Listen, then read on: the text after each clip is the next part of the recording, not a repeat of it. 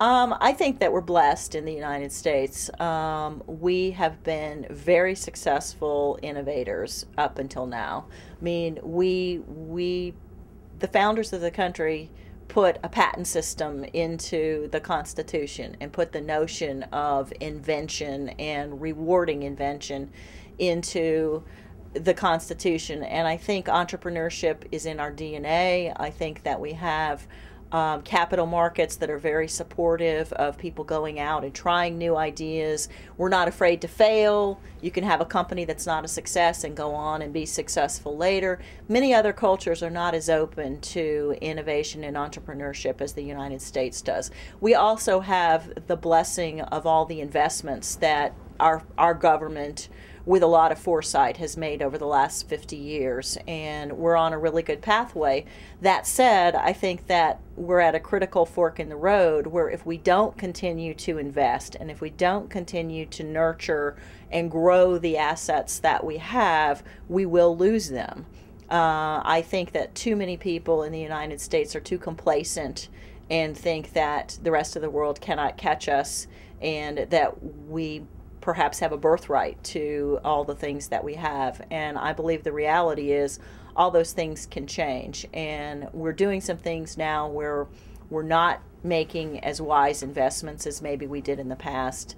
We're not giving as much emphasis to nurturing entrepreneurship and nurturing not only the development of new technology, but I really think the commercialization aspects. One thing in the United States that we've never really worked on is trying to ensure that the fruits of our investment, both public and private, are attracted here in the United States.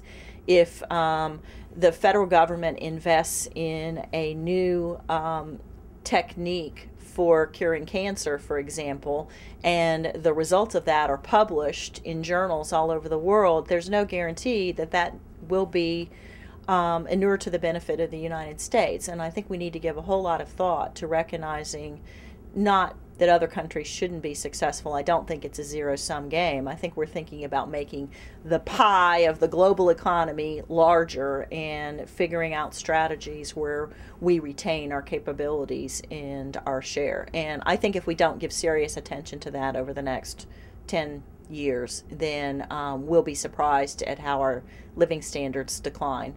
Probably by the time my children, I have a 12-year-old and a 7-year-old, and I want the economy to grow and the opportunities to improve by the time they're out of college and ready to have jobs.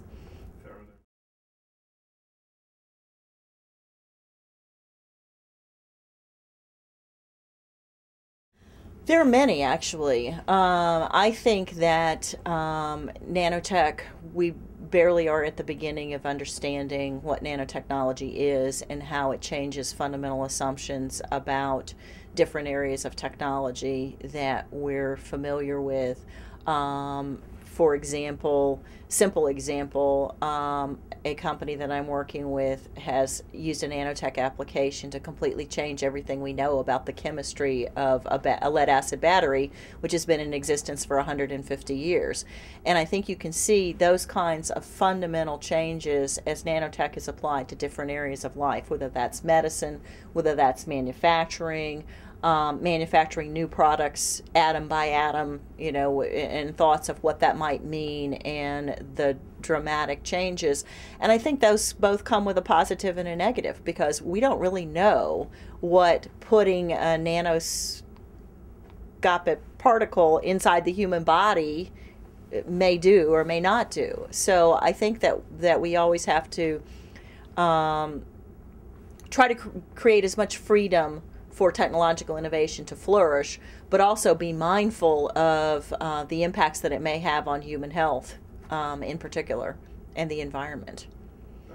So that's one. And then the other major area I would say is energy, and I think we just have to change. I mean, there are a number of pathways that seem to be being pursued across a variety of areas that have the potential to change the fundamental equation of how electricity is delivered, how transportation is achieved, and I'm really hoping that that's an area that we start to get some big results from pretty soon.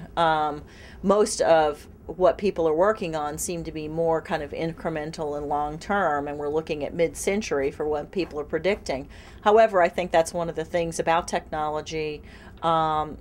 It is unpredictable. There will be breakthroughs in some of these areas that will change how we're thinking about things today, and that will begin to take us on the pathway toward energy independence and the competitiveness that comes with the jobs that come with those.